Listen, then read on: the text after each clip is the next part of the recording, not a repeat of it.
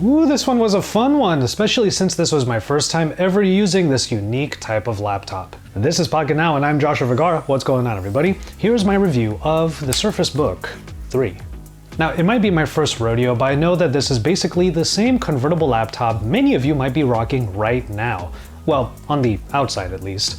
Microsoft has done well to up their design game over the last few years, but it hasn't really veered into flashy territory. Gray colors, simple 4-squared logo, and a solid feel are all throughout. That includes the signature hinge, the literal bridge between the two halves of this whole. We've known this hinge for quite some time, including the fact that it keeps the laptop from closing all the way. But as long as you're not stuffing this laptop in a pocket with small bits jumbling around, nothing should get in that hinge and ruin stuff. Despite how high the build quality is all around, I do admit that this little gap does force you to be a bit more mindful of your product. And this is a little sign right here that makes it clear, this is no ordinary laptop. But it does a lot of laptop things really well. The bottom half has all of your standard inputs with a good touchpad and a great keyboard. This thing is a joy to type on, which is a win for tasks like writing scripts, emails, or Twitter rants. And you already know the script you're reading right now was written using this thing, especially into the night as the backlight LEDs do a good job of illuminating every key. I personally have no problem with the size of the keys nor their position. I mean, the control key might be missing on the right side, but it's not like I use that one very much anyway. We're going to stick to the laptop configuration as we discuss what Microsoft did to make the Surface Book 3 more powerful. First off, there's a sturdy base complete with the right ports. 2 USB-A ports, an SD card slot opposite, 1 USB-C port, and the magnetic spot for the proprietary fast charger. The headphone jack is on the screen side. Like many laptops under 15 inches in size, this one is 13.5, the CPU gets the upgrade to Intel's 10th generation while discrete graphics finally start to appear within nimble form factors. That is the case here with the GTX 1650. But what does that mean for performance? Well, for one thing, that means that the Surface Book 3 opens itself up to more than just a productivity audience. See, this line has already proved itself to people in offices and classrooms, like the webcam. It's 1080p resolution, surprisingly good quality, which makes Zoom calls and conference calls and online learning a treat. There's even a rear camera that is geared towards things like snapping documents and capturing notes off of the teacher's whiteboard. It's just that now, those people get to scratch the gaming itch with the 1650, even if settings still have to be low for many current titles.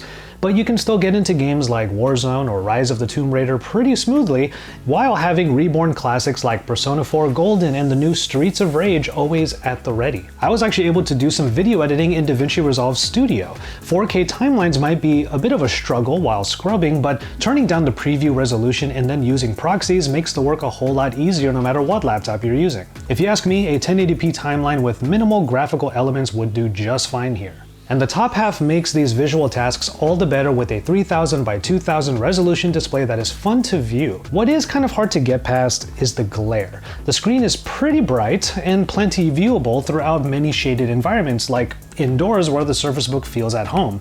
But with the sun literally bearing down on it, well, the viewing experience will fall apart. It's not like you'd be taking the top half of this laptop to places that are rougher than your desk or maybe your bed too often anyway. Because it's clear that the enhancements in this third edition of the Surface Book managed to pack as much power as this current design can handle. You see, all those vents around the display portion has to ensure that the laptop's CPU, which is housed within, keeps cool. The CPU and the GPU are constantly separated because the GPU is in the base. But here's the thing, compared to other laptops that are about the same size and maybe even the same price, you get instead the 15-watt version of Intel's 10th gen CPU. Lower power results in moments of lag when you're really pushing the laptop to its limits, like in the gaming and editing examples that I just mentioned. Perhaps obviously, since the CPU has to be in the screen so that you can still use this like a tablet, it has to be that lower wattage version because the other ones are just not going to fit. You still need to be able to do all the things that you would normally do on this tablet once you hit that detach button. Now, the performance is fine for your typical Windows tablet mode experiences, like when watching Netflix or YouTube, so detaching seems like a good idea, but I think many of you, like me, would only do it once in a while. And that's because using the screen alone brings with it a small sense of constant separation anxiety. The Windows tablet mode is okay, but typing on it makes me miss the keyboard. Windows warns you when you're about to detach and break programs that need the GPU that's in the base. And even from a practicality standpoint, it's not like you'll be playing that many games without the base there, not just because of the CPU, but because you need the screen to lean to a comfortable angle. The separation anxiety extends beyond just the form factor. Microsoft claims foregoing the Thunderbolt port is in the name of security, but as someone who has an eGPU to extend laptop power, it's still a bummer that it's not there. To be fair, I suppose the Surface Book 3 as a whole is already half tablet, half eGPU in one product. Other parts are separated too. There are two batteries, one in each half, that power the experience either separately or in tandem in obvious scenarios. You can use the Surface Connect 102-watt charger on either half of the book, and it's a surefire way to get back some power in a hurry, which is needed because battery life is just okay. Battery saving modes will get you a fair amount of browsing, writing, and some media done, but for my heavy use scenarios that include video editing, I just barely scraped like 3 hours at full power. Now, I know that's not something you would do often.